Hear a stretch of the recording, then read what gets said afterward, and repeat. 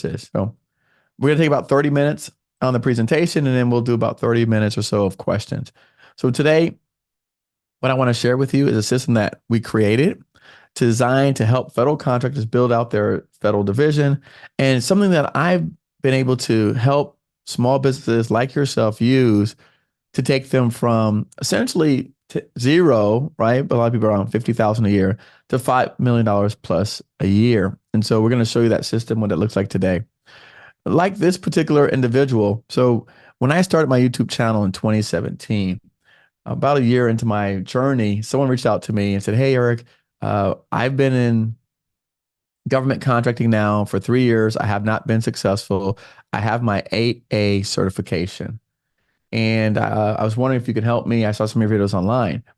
And so I spoke to him and I said, "Okay, let's figure out, right, what is it that you're doing wrong?"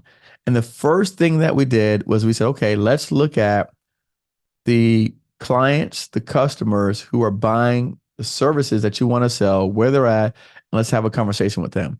And so within 6 months, I was able to help him land a $2.9 million negotiated contract. So this was not a this was not a set aside contract. This was not a Sam.Gov contract. This was negotiated, was never publicly offered to any other companies. So we got the call and we negotiated this, and we'll talk about how you do that later on in this particular presentation. But we got the call, we negotiated the contract. We were then, it says, if you notice, it says, "We're pleased to notify that your proposal submitted has been accepted and the contract is awarded to you." So I just want you guys to pay attention to that, because when we're talking about doing business with the government, these are the type of opportunities that we're talking about. But it wasn't just him. HB Transportation also won his first contract within 30 days, and he actually subbed out all the work. But I know what you're thinking, right? Eric, it can't be that easy. So what's the catch? You've got some questions, you've got some myths in your heads. So let's address the elephant in the room. First thing, Eric, I heard that every job you need past performance. One of the things that I want to say is the types of contracts that the majority of the people on this call are going to be pursuing do not require government past performance. So until you get to the millions and millions and millions of dollars of contracts, your residential and your commercial experience qualifies you for opportunities. So if you have done 10 years of cleaning houses, you are eligible to do federal government contracts. If you have a janitorial or you have an HVAC company where you've fixed up like commercial buildings, you're eligible. That counts as past performance. So I want to address that because so many people think, or they're under the impression that you need federal past performance in order to believe a contract. So again, false belief number 2, I cannot meet the percentage of subcontracting goals because my firm is a new company. So this is really interesting because the only time that this applies is if the contract is set aside for one of the socioeconomic categories. What does that mean? That means women owned, veteran owned, 8A owned, hubs owned, any of those categories. That's where this comes into play. Now, hear me out. 50% of all the contracts go to one or no bidders. And then about 15%, right, fall into this category. The rest of the contracts, this does not even apply to them. Now, let's say for some lucky streak, you're in that category where this applies to you. We show you how to get the subcontractor to move some of their employees onto your payroll so that you qualify, so that you don't get in trouble. So the majority of us, this will not apply. And for the few instances where this does apply, we'll show you how to work around it. So again, this is when you surround yourself with teams, mentors, coaches, people who do this day in and day out, you'll learn how to solve some of these issues that you're pressing. False belief number 3, if I win a project, how will I pay for it? So again, once again, what we encourage our small business to do is first and foremost, get vendor credit, supplier credit, 30-day credit, net 30 terms, whatever you want to call. That's what we encourage everyone to do. If you can't do that, we encourage you to team up with the subcontractor, the partner, so that they can actually go out and perform the work using the credit that they have established already. And so again, there's multiple ways where we could solve for this issue. So this is not an issue. Lastly, people talk about, I need a certification, and I get it. So you probably went to a small business meeting somewhere and they told you that, hey, you can get this cert, that cert, the other cert. However, going back to what I stated earlier, only about 15% of all contracts are solicited using certification. So the other 85% of opportunities that are publicly posted, and then the other 50% that are not publicly posted, they don't have these requirements. So your certification or the lack thereof does not prohibit you from winning contracts. I have personally never had a federal certification. And if you find yourself in a situation where it's standing between you and a contract, we can find someone that has a certification that you could be able to use to get the opportunity. So this is also not preventing you. And I want to say one thing. What I find is that us, minorities, typically tend to put up roadblocks in our way that's standing between us and getting the contracts. So we are putting up these false roadblocks, these false barriers that we're saying, I can't do it because of this. I can't do it because of this. I can't do it because of that. And so I want to say again, when you're in an environment with people who have been doing this successfully for 2 decades, then you'll figure out quickly how we can get past some of these things. The other false beliefs that I hear is, Eric, can I just bid contracts on Sam.Gov, Beta Sam, what was formerly called? And again, I want to say, if a contract comes out on Sam.Gov, someone has likely already spoken to the government decision maker. They know their problems, they know their needs, they know the challenges. I would beg to say, if you've tried this, you've probably seen contracts that were released and within 2 or 3 weeks, they were due the bids. And like, how in the world did someone have time to put this together? Because they were already talking to the customer, the client, before the bid come out.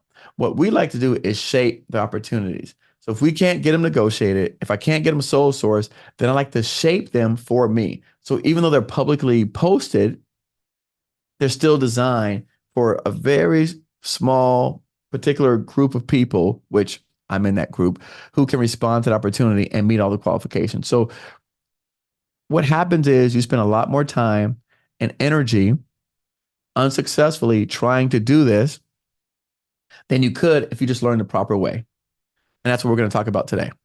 So we've had the privilege of working with hundreds of federal contractors. Now we're approaching 1,000 plus federal contractors. The luxury of working with 25 plus years of experience. I've done over 200 episodes of my podcast. And what that does is our students who started with us back in 2018, 2019, who've gone off to become alumni, have came back and brought that experience to us. And so now we have all of that to go from, and making our programs better, making our trainings better, making the tools that we provide people better. And so we've now been able to prove time and time again that with these tools, we can take people from $0 to $5 million with no past performance. And we're going to show you that today. So meet Jody.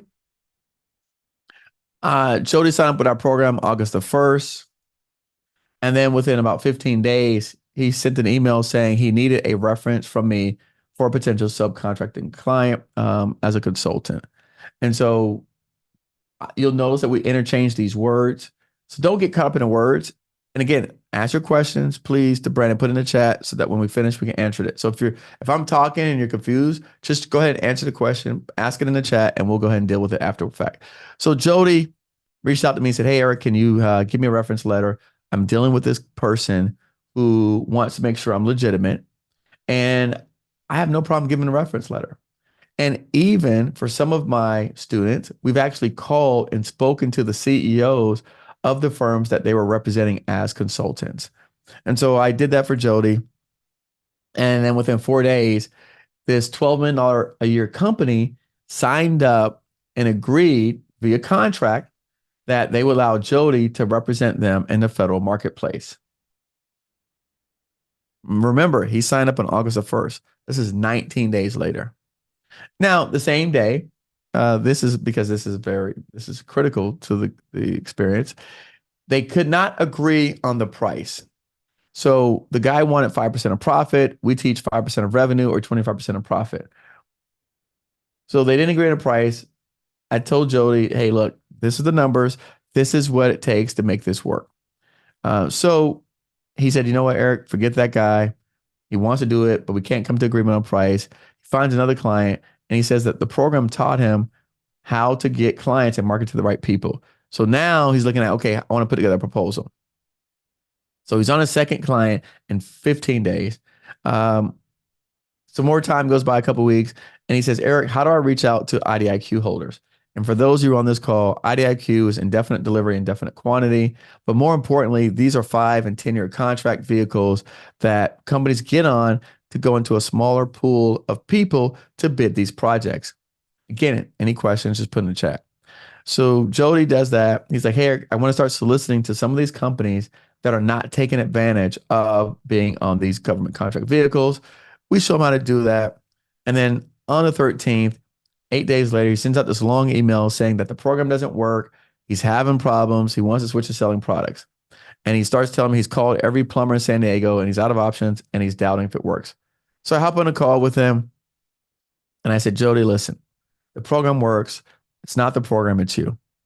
And I go, let's talk about what are you doing wrong? Maybe your approach, maybe your tone. What are you saying to people? What are you giving them? Because yes, you're meeting with all these people, but you're not closing on the deal. So we started looking at alternative approaches. A few days later, we said, okay, this is what we're going to do. I get calls all the time from business owners wanting me to help them do contracts, as you can imagine, being on YouTube. And I really just can't support everybody. We are specifically focused on construction companies. So if you're not a construction company, you don't fall into our wheelhouse. So we said, okay, Jody, look, this is what we're going to do. We're going to take one of the people who reached out to me wanting help, and we're going to create what we call an internship program. And we're going to let you take that person on as a case study. So Pierce, who's one of my other team leads, and I jump on a call and we discuss these are the expectations, and we're going to do a case study. And so again, within a few days, Pierce makes an introduction, Jody to Tom via email. And then a month later, they finally submit a bid with this new consultant client. And then within a few days, they win a contract for $945,000. So Jody was stuck. He didn't believe the system worked. He had self-doubt.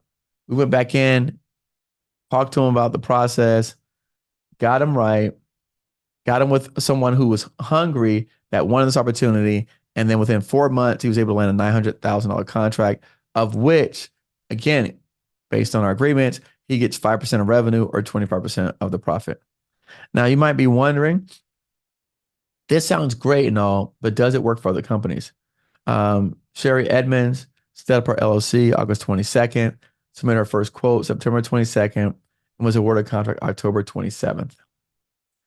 Michael Gladden, I met him at Blacks in Technology Conference, and this was in Tennessee, but he's out of Atlanta, and he followed our system, and he was able to successfully, being in Atlanta, negotiated contracts in DC.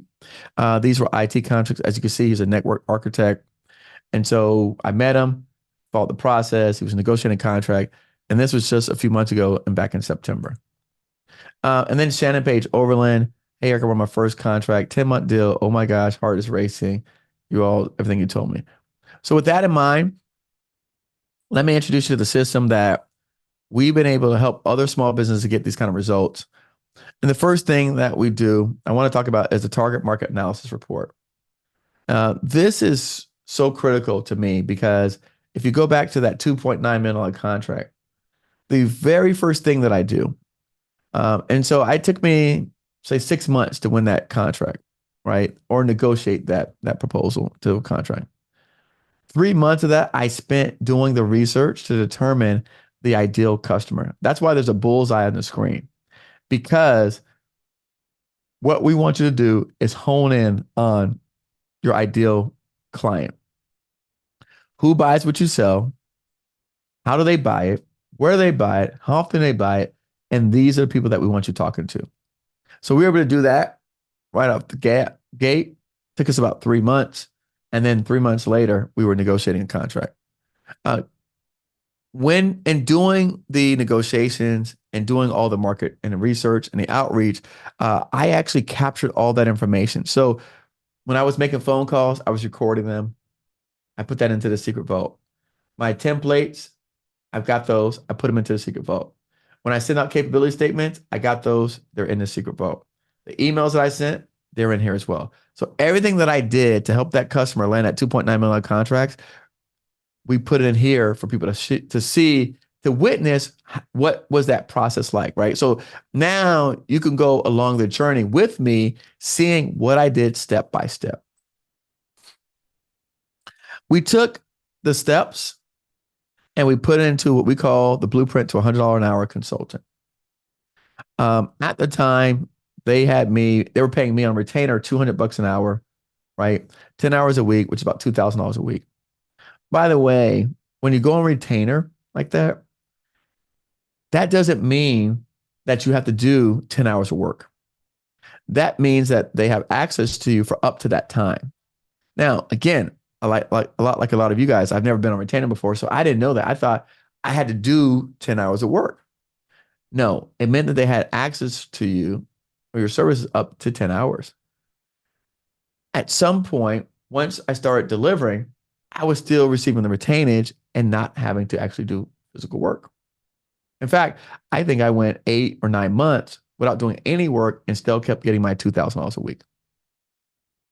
So we took that information, how to do that step by step. We put it into what we call the blueprint to $100 consulting, guide to being a government consultant.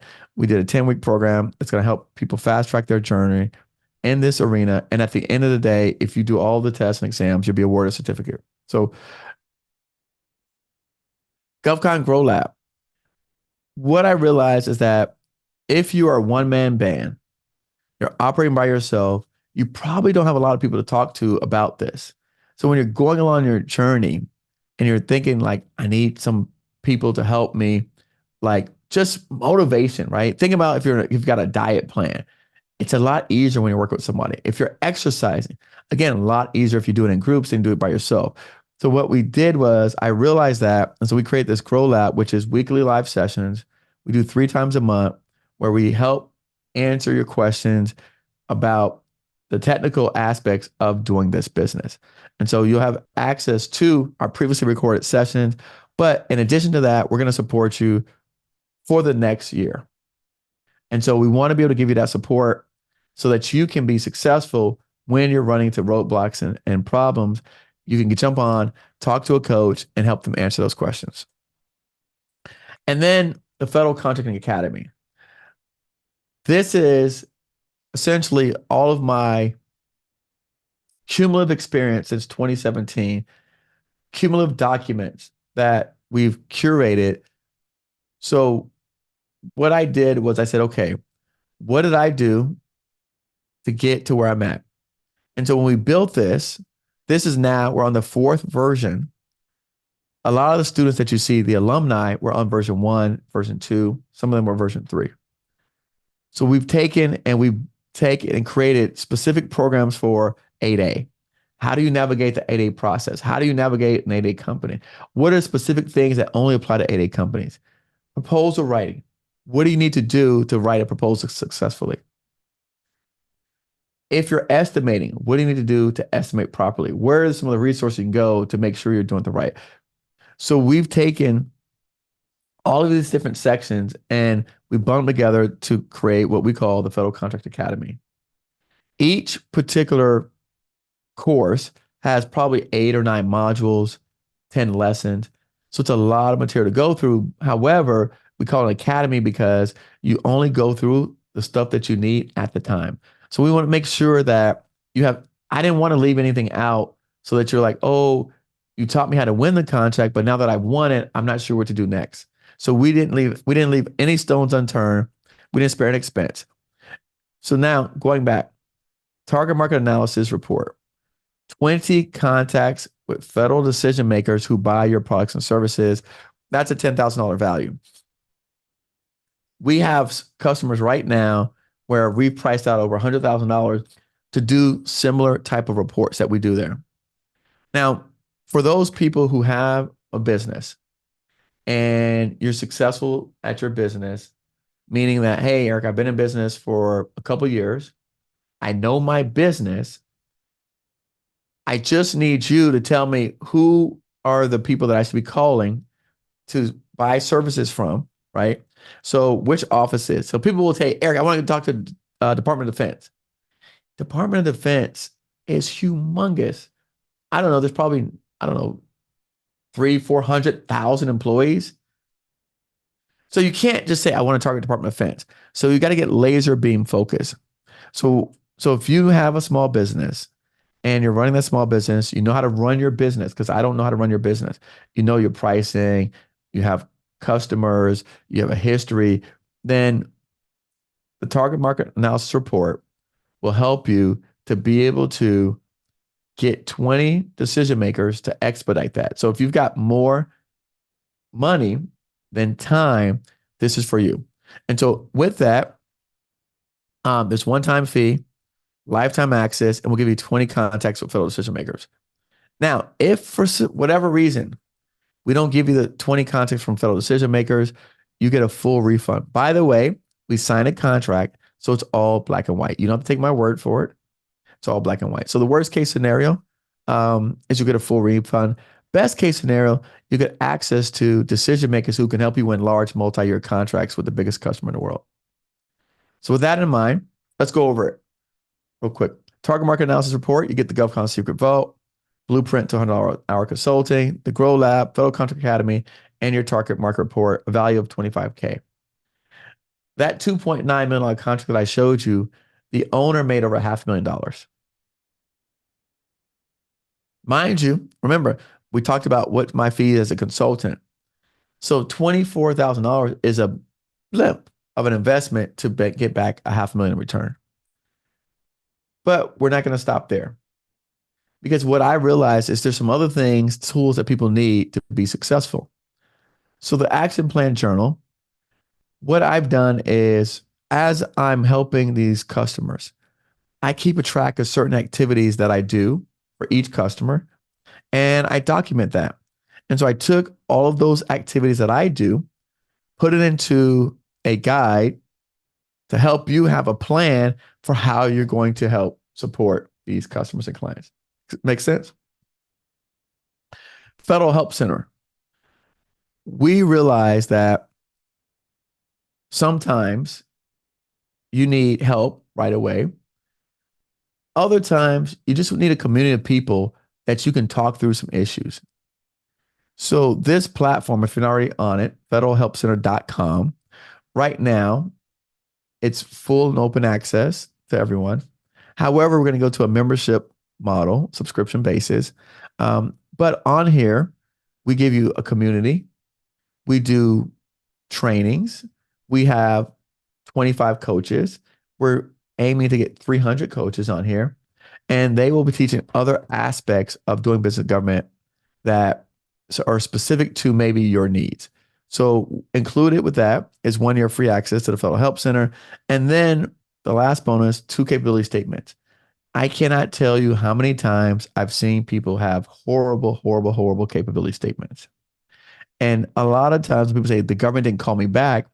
You think it's because of like, you don't have the qualifications, but oftentimes it's your capability statement. It was garbage. It was trash.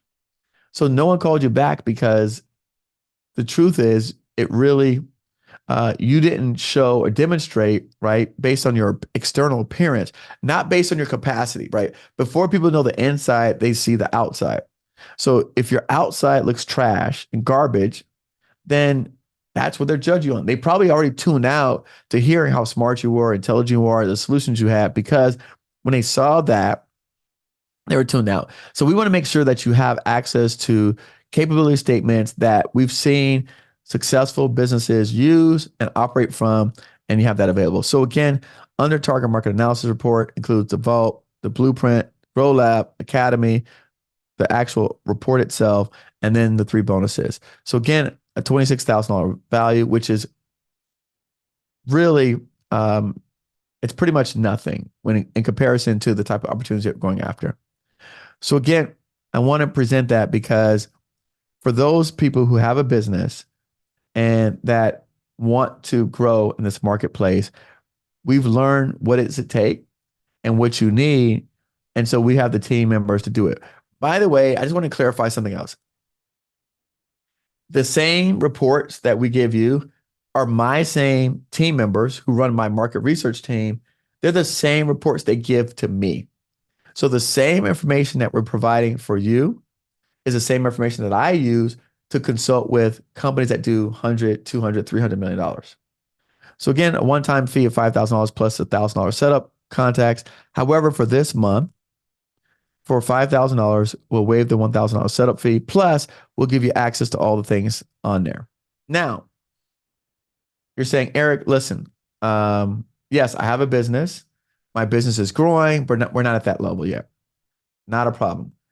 For those of you who have a business and maybe you're at 50K, maybe you're 100K, but you're not ready to spend 5K, no problem. The Federal Contracting Academy, which is all of the 23 bundles, that is $19.97, and you'll get 1 year access. You'll get all the things we talked about, the Grow Lab, the blueprint, and the 3 bonuses. You get access for 12 months, and you'll be in a community of people that are doing this day in and day out. And for those of you who do not have a business, if you're confused of where to start, if you're not sure, right? What we found that we've had the most success from students is with what we call the blueprint to $100+ an hour consulting. At the very least, we'd love you to get access to the blueprint and take care of what we're going to be calling our 5-day challenge, which starts April the 10th, runs through April 14th. And what we want to do is we want to help get you connected with companies that are successful, multi-million-dollar businesses that are successful, that you're going to help them support them to winning federal government contracts. Does that make sense? So again, we're on the demo call today. Challenge starts April the 10th. After we've gone through the Contracting Academy, if you decide as a business owner, you want the 20 contacts, you want to go into Contracting Academy or Target Market Analysis Report, those plans are available.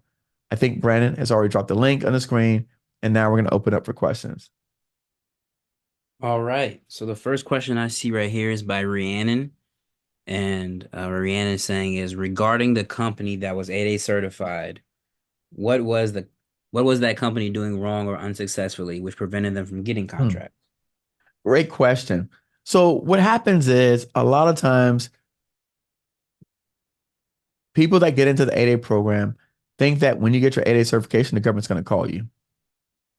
So they just get 8A certification and nobody calls them. So what they were doing wrong was they were waiting for someone to call them to give them a contract. They were by the way, for context, they were already, when I met them, they were doing $19 million a year. So it wasn't like the guy was not successful. So he was doing $19 million a year. And he was basically, he thought that once he got this certification, that the government would call him. And so for 3 years, his phone did not ring. So they basically were doing nothing. So I hope that answers your question. All right. Maitland says, if you are a new company and only have Fed experience as an employee, but lots of commercial experience as a 1099 invoice, 1099 company invoice, other agencies, can you count that as past performance? Absolutely. Yes. And Brandon, I think you've been on these calls enough. You've heard that question asked a couple times. 1099, or just so you guys know, 1099, we use it as 1099 employees. Well, 1099 an employee is an oxymoron because as a subcontractor, you give people 1099s. So we're not thinking of ourselves in that manner, but a 1099 is something that you give to subcontractors. So yes, it counts. All right, guys, put some questions down there. That's the only questions I got so far. I haven't got anything else. I don't see Dang, no bro. questions in the chat. Dang. So Well, if they don't have a question, Brandon, I have a question. What is it that everyone's looking for? You guys came on this call tonight. What are you looking for?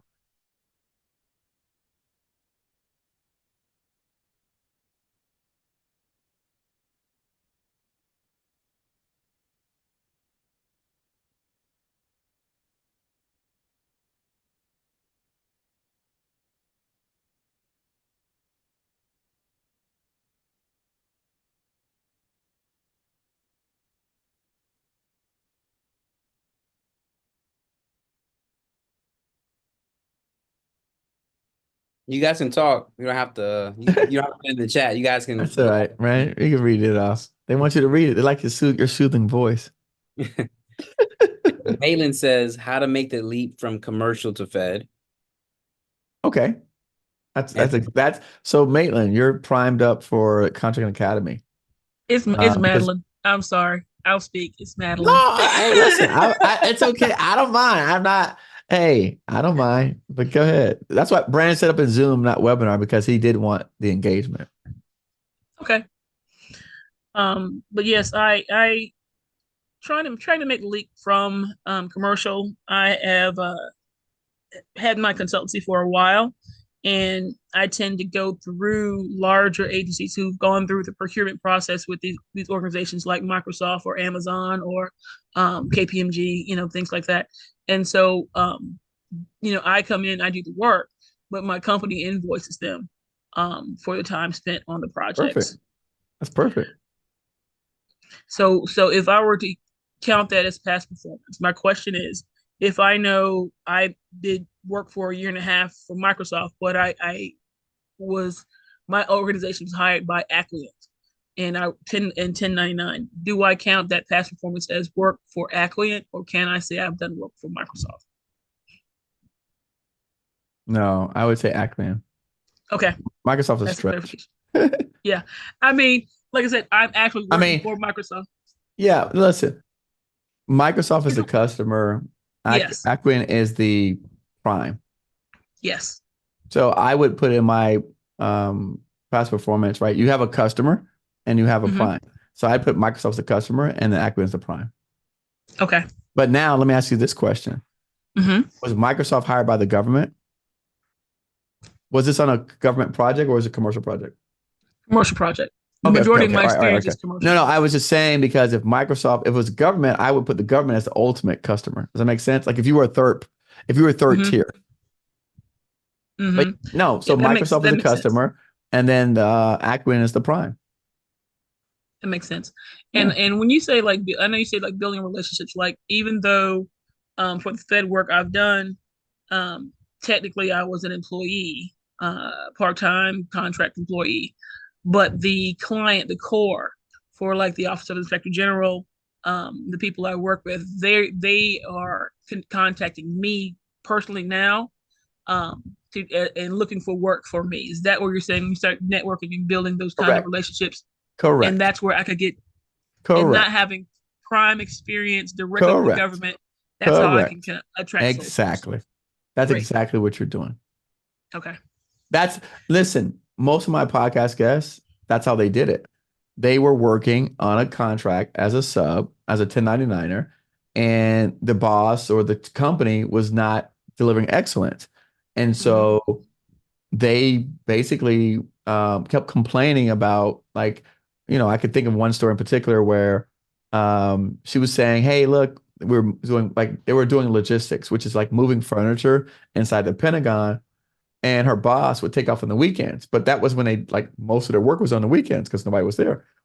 And so Mm-hmm. when they had to make decisions, none of the boss were around to answer questions. So she got frustrated and she was telling the government, hey, look, we can't make decisions because the boss is not here. And government person said, well, why don't you get the contract then? If you complain about it, then you do the contract. And that's how she started business. If you can And make the that's kind government of how that happened for me.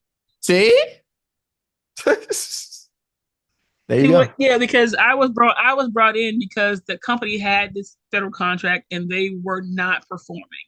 And so the person knew I was interested and said she said, well, she'd hire me in as a project director to run the project. And then I brought in my team of people that I have, and she brought them all in as employees, and You're already there. We saved the project. And so um, the company itself did not work out for how they ran things. We just didn't get along. So I left, my team left, but my team is still with me. And the core for the OIG, she tells everyone who asks about the training we delivered who did it. She says I did. She says my company's name. She doesn't say the organization that we were working through. So you're telling me you're already there. Okay. That's all I'm So hearing. Like, I so, but for me, it was all the red tape. Like I'm redshirting Sam. I've got my identifier and my next codes. What has helped tremendously, I will say. I was watching your beginner's course, and you start talking about target market list, and those things that make sense. So I'm working on doing that, and there you then go. I'm reaching back out to some of the companies. I work one contract with CMS, Hmm. and so the people I work with there. So that was like when I started putting together my capability statement. I know I have one, but it's more commercial, and so Right. figuring out the type of language and speaking the But language. listen, it's okay for it to be commercial. It's not a bad thing. Okay. That like the federal government does not require you to have federal past performance. I don't know why people think that. That's not what it says in any of the agreements. And see, this has been very, very helpful for me because all the myths that you outlined at the beginning, I'm like, I heard all of that. So they are like, you have to have past performance. And I'm a small business. I've got to be small certified. I'm a woman owned business. You need that woman owned, an economic disadvantaged and minority. And I'm like, I don't necessarily know that I need to do that. And to your point, there are hundreds of consultants out there offering for the low price of $6,500. We can Right. help you Get all get this your stuff. I call, listen, I call them, they're like certification pushers, like those pill pushers. yes, Because you know why, in my opinion, they do that? Because they don't know how to help you win a contract. yes. And by the way, I mean, maybe we should do that because people don't want to take courses. They want to get certified because they feel better about themselves. Like people get certified. Like, oh my gosh, I had people that come to me as Eric, I'm certified, and I'm like, okay. I thought your objective was to win contracts, Right. not get certified. And so people feel really good about that. And maybe that's why they do it. Because when I try to push education, learning, right, to help you close that gap, like, oh, I don't need to do that. I just got certified. Okay, well, did that help you to build your business? No, but it's gonna help me. Okay. And that's what this guy thought, that example that the person asked me. He thought he got certified and it would just come his way.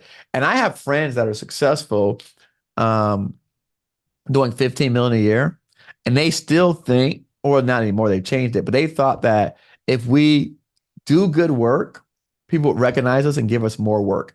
You always have to market yourself to the customers. I don't care Mm-hmm. at what level. If you go to conferences, you will see Boeing and Lockheed and ADS and SAIC. You'll see them at Mm-hmm. conferences. Mm-hmm. Because they have to keep marketing. And that was, and I know I'll be honest with you. I saw you. I purchased a course that you had up in I think Udemy.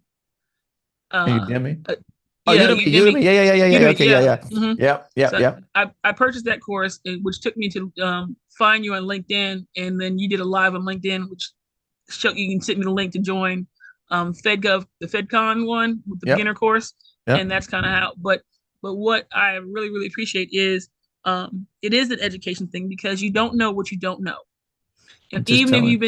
even if you've been doing the work, and to the experience I have, that person kind of began uh hiding. She wouldn't talk to me anymore about things because Mm, I think she felt like it's about even though threatening. technically training wasn't her wheelhouse, she wanted to keep me integrated and underneath her and understanding that is not where I wanted to be. Yeah, it And makes so sense. I offered like we can partner, we can team, I'll sub for her, but it just didn't work. And so being able to have these conversations with you and join and the people that are on that community chat is really helping me. So that's what Good. I'm looking for. I have time, to do these things, to learn these things, and so the things that I know that I need to know, the things that, to your point, were myths that I thought I needed to have, Sure. um, it's giving me clarity in reinvigorating, because I was at the point where, like, you know what, I get more work commercial. Maybe that's just where I need to stick to. But I know the opportunity and money and everything really is in federal contracts, if it can be demystified, which is what this is helping me do. So I Listen, appreciate it. you're very welcome. And by the way, you do training. Look up. Hmm. I did an interview with Talia Fox from Kusai Training. In fact, Okay. let me pull her up. Yes, Because we build training. We're L&D business partners. So we build all kinds of training, instructor-led, virtual, self-paced e-learnings, videos, and we've done all of that for different companies, of course, commercial, yep, Amazon, Microsoft, SAS, FN Global, sure, KPMG, and then we did the same thing. We built the workshops for CMS, virtual workshops for CMS, yep. and we did self-paced training and videos for OIG and IHS. Hey, maybe Brandon could bring you on our team. We wanted to redesign all of our training, so maybe you can help Brandon decide what LMS to use and what platforms and what you guys use, what the big people are using. We absolutely could. Yep. I'll send the email inside the chat. You can reach out to us. Yeah, because Okay. we're wanting to redesign all of our curriculums, and we were thinking about using Moodle just because Hmm. I want to incorporate gamification in some of our trainings, just because for some reason I don't know our people, it's hard to get them to go through and do the stuff. Even though we can prove that it works, they still don't. You if you do training, you know what Adult I'm talking about, learners, adult huh? learners are adult learners are an interesting species. Yes, and you Okay, you really do have to figure out how to put it in a way they'll get it. Now they'll live in their phones for hours, but figuring out the way to make the training more engaging, is the key. I'm working yeah, right now with a client now where I had to convince them that to look at the overarching learning path, coming up with the personas, because you have someone, they're underwriters, so who's coming into the organizations. There are three types of personas that they hire, and then going from those three: people who are new to underwriting, new to the company; people who are experienced underwriters but new to the company; and people who work for the company but are moving over into underwriting. So how you train them and the way you build those things, is key. So having those conversations, so really thinking about, from your perspective, the types of people and the personas of people that you are attracting or you want to work with, how to engage them at the different stages of where they are. so I just dropped in the chat the interview with Talia Fox. She's the Okay. one who this is our interview. And so she runs Kusai Training, and so they actually like all of her training is designed for government officials. So she creates similar what you're talking about, Mm-hmm. and does all these trainings for the government. So you can go in and listen to this interview with her that we did. Um, and I say that because not many people do what you do. So it's a very unique thing. So Talia came to my mind right away. Great, great. I'll definitely check that out. But Yeah, yeah, my super nice team. person. So again, this is what we do for people. Like, okay, boom, you do this. All right, I got somebody that you can talk to. And then we could go the next step and make an introduction. If it makes sense, right? After you listen to it and watch it and say, okay, I think we can help her in this kind of way. So that's how you expedite, right? Going from Mm-hmm. where you're at today to getting into this arena. Mm-hmm. Because it's a relationship game. And It and again, really is. you know how it is. You already know this. I don't have to convince you. You know this. It really, really is, because I know commercially, I've been in training now. I know I'm dating myself for almost 30 years. Whoa. Yeah, I started out. I was an instructor at community college. Ran a program at a state men's prison for like 5 years. I worked at the federal prison for like three and a half before transitioning over into corporate. And so from there, I've been, like I said, a host of industries that I've worked in over the years. And so when I made the decision to leave corporate, because that the corporate politics it kind of burned me out. And I began doing consulting, which is actually a lot of work, but it's freer. It's much a Right. freeing experience Right. than it is when you're Right. locked into the corporate world.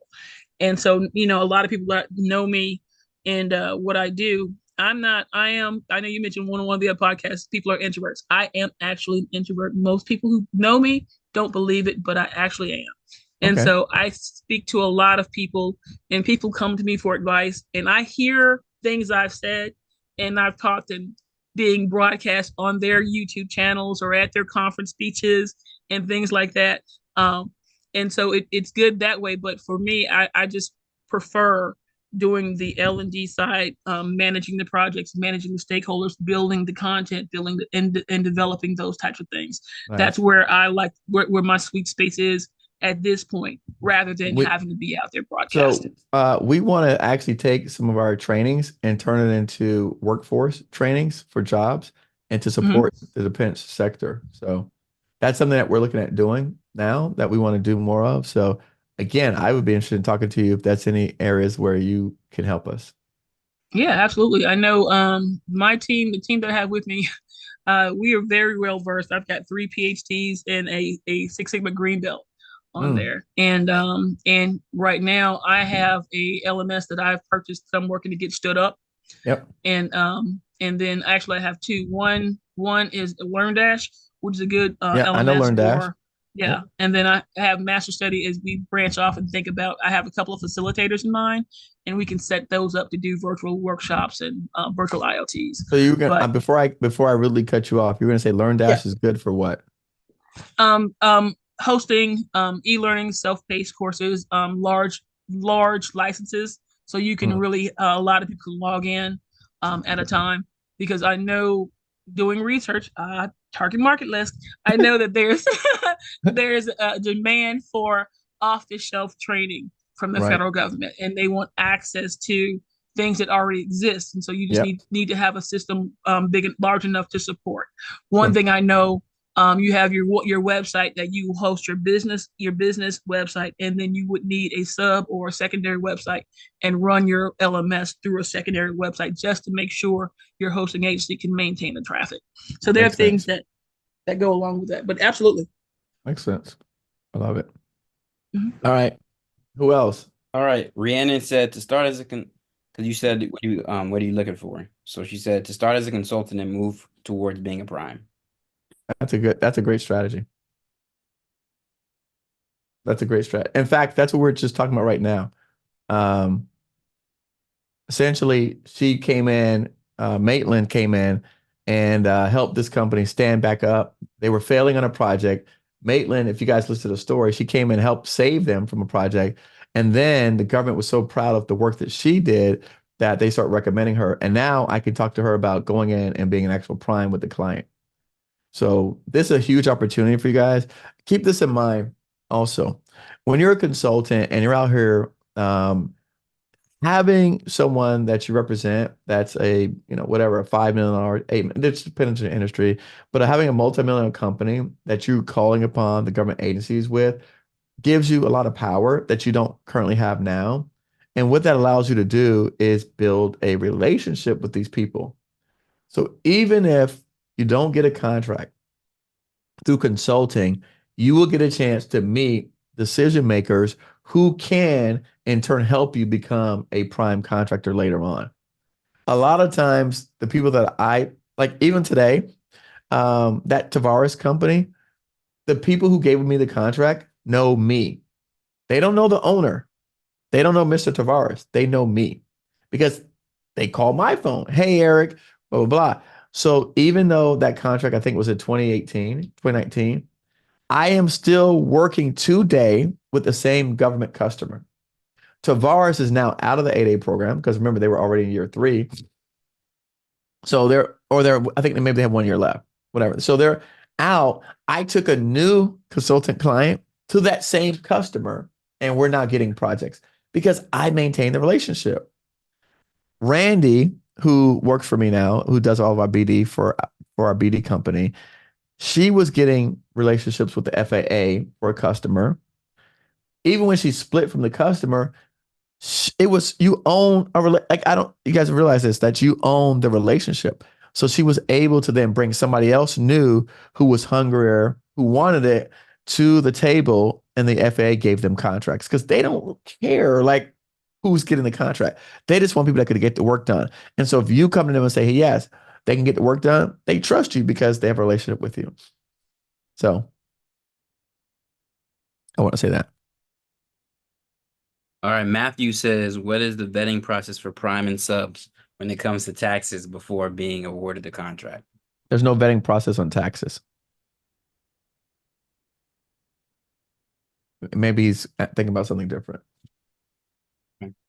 Scrabble Eggs says, please go over the last plan one more time. I'm a full-time employee with a month-old LLC.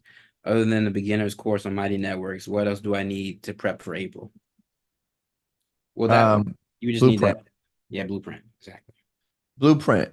So what we'll do is on the blueprint, we're going to basically take you through, right, all the government lingo, understanding the process from start to finish to get the contracts, understanding the research, what does it take to do it, and then explaining to you, we'll actually go through and basically on the actual challenge, we're going to give you activities to do.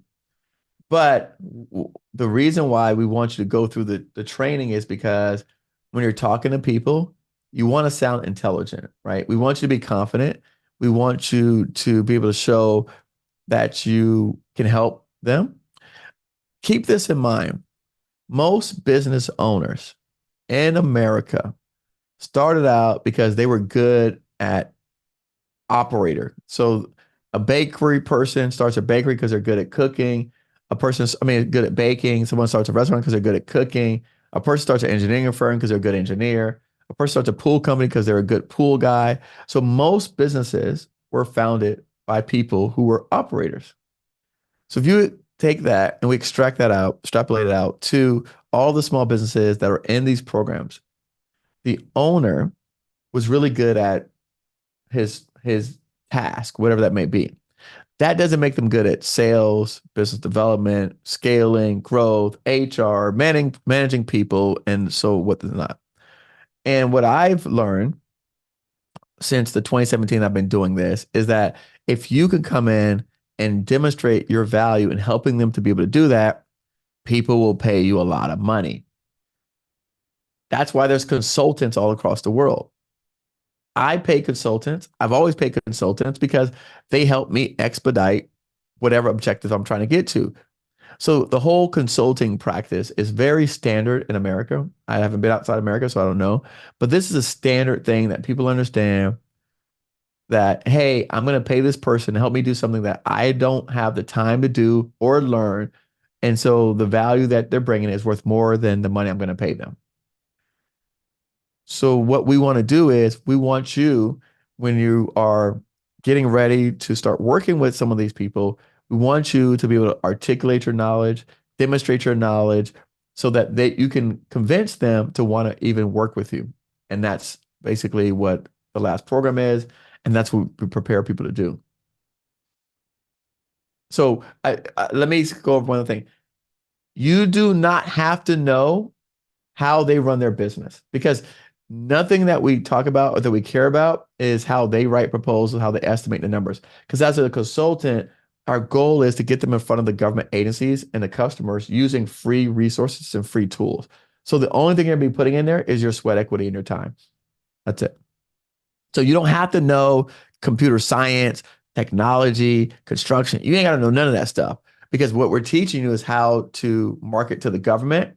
And that's going to be your area of specialty. And that's what people are going to pay you for. All right. Anybody got any other questions? Nothing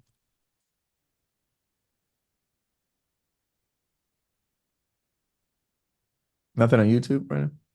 No, those are the two questions I just read from YouTube right there. Nice. All right. What conferences would you recommend I attend? I always tell people let your market research dictate your activities. So if you are, once you do your research and you determine who are the offices that are spending money with you, I go wherever they're at. I don't go to local conferences because they're close to my proximity. Even if they say government contracting on it, I don't care. As you know, I fly a lot. I'm actually flying to Vegas tomorrow. So I fly to conferences where my customers are, and I spend time with them. I shake their hands. I play golf. I go top golf. Uh, Essentially, just wherever my customers are going to be, that's where you'll find me. So they'll see my face over and over and over and over again, and I'll shake their hands and I'll tell them, as I'm progressing, where I'm at, what stages, and they'll be abreast of me. So at some point, if you do that enough, they'll give you a contract.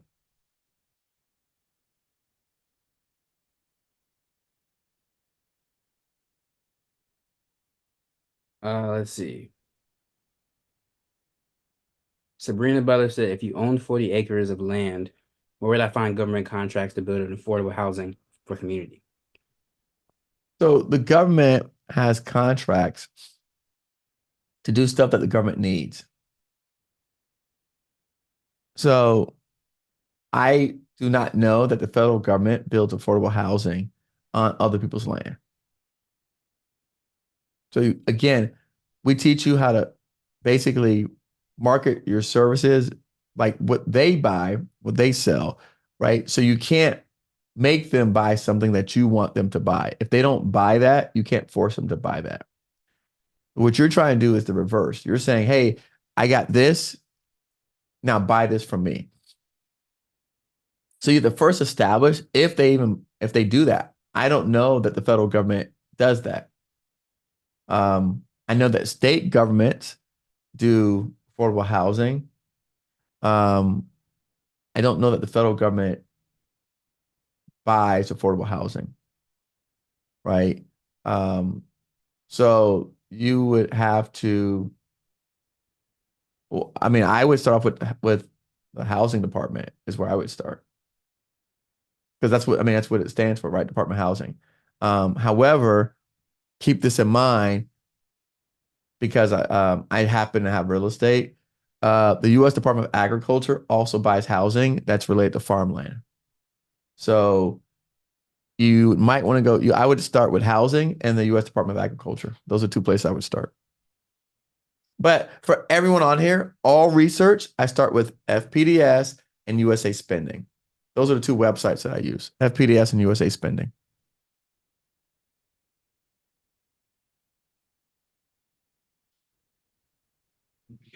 Somebody asked, can you show a quick presentation on how to price using GSA Cal? No, we already showed. We No, have we've videos done- on that. We have videos on that actually on YouTube. You can Google them.